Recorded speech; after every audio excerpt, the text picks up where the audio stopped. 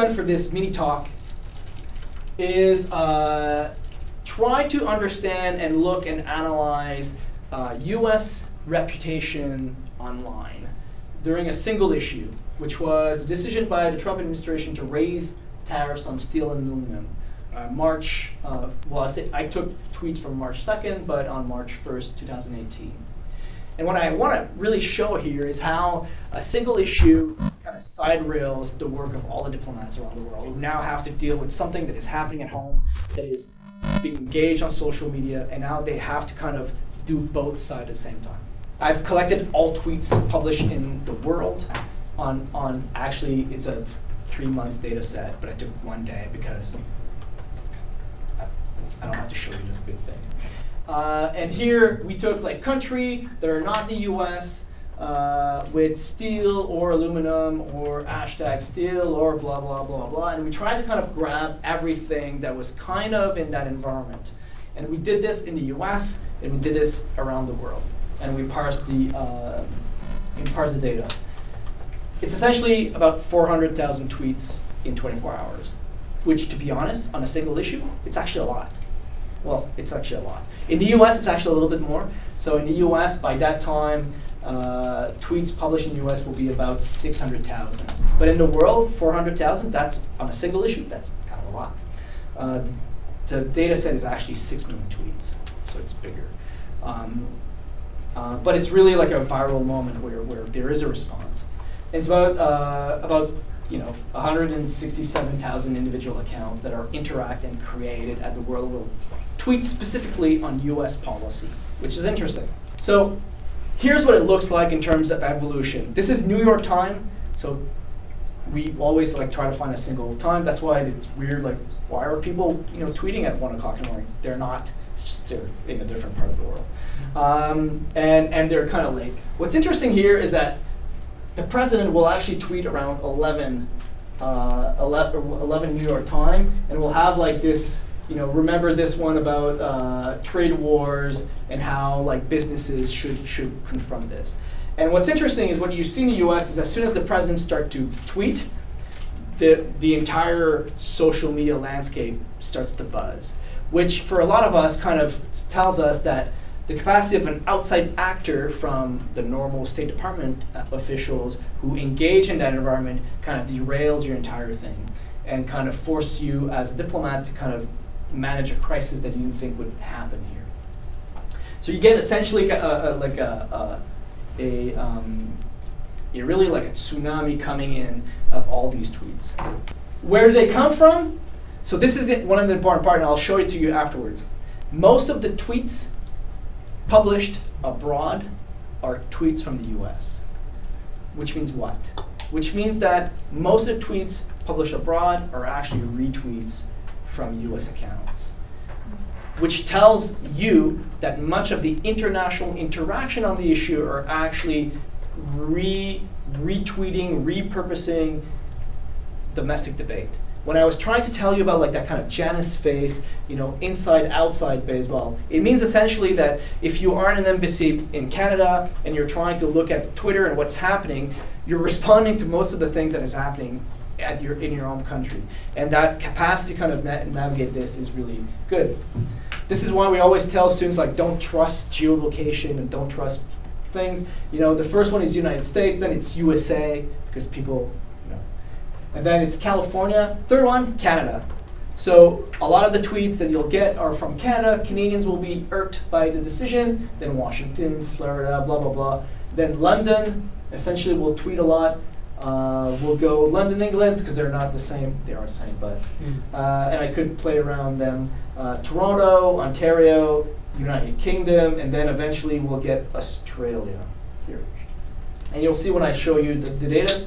So what do you have? Most of the tweets are from the US. Most of the tweets are from the US, some from Canada, some from the UK, and some from Australia. So what do we do next? Right? How can we understand and how can we shape and measure this social interaction?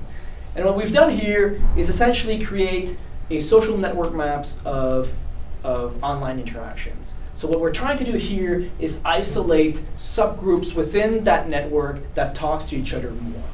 So what we've done, this is a retweet network. Some people do like networks. I don't care.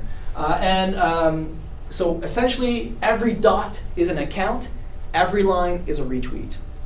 And by doing so, what we do and what we can do is essentially identify subclusters within this environment. Once we have this network map, then we can start to parse it apart and then look at like the shape of the network, right? So here, interestingly, what we have is a network of international tweets that looks a lot like a network of American tweets. In the US, on policy issues, every time you do a network like this, what you'll get is this polarization, usually Trump or Republican, and then a bigger ball, which is usually Democrats or activists or others.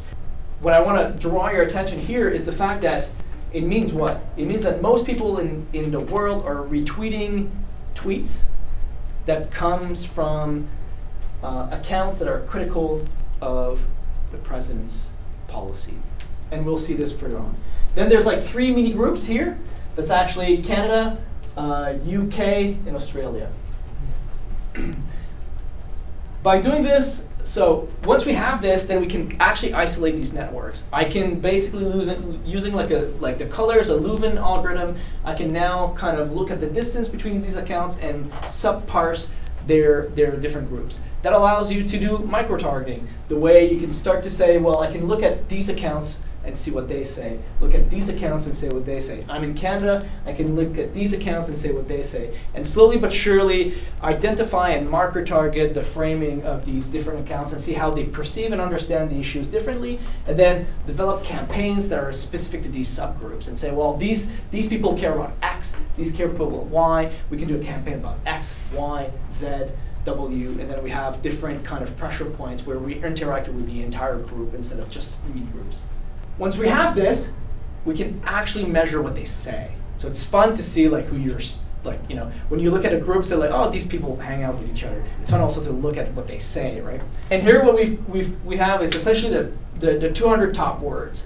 And what is interesting here is that we can actually see subclusters of narratives. Each groups are actually words that appear with each other and creates a sense of what is said online and how it's said. And here we have different things. The first one is this kind of massive group, and here it's all words that are looking, or tweets that are looking at or criticizing the economic aspect of the policy.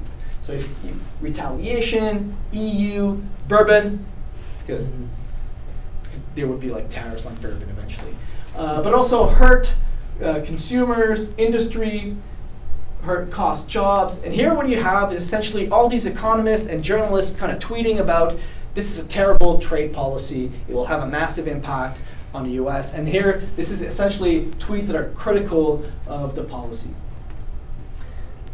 Then you have like different kinds of subgroups. Here, interestingly, it's a subgroup about Carl Icahn, who eventually will sell a lot of his positions at that time. And there's going to be on Twitter an argument that the Americans are doing this just so that billionaires can make more money. So interestingly, you're going to see this kind of online.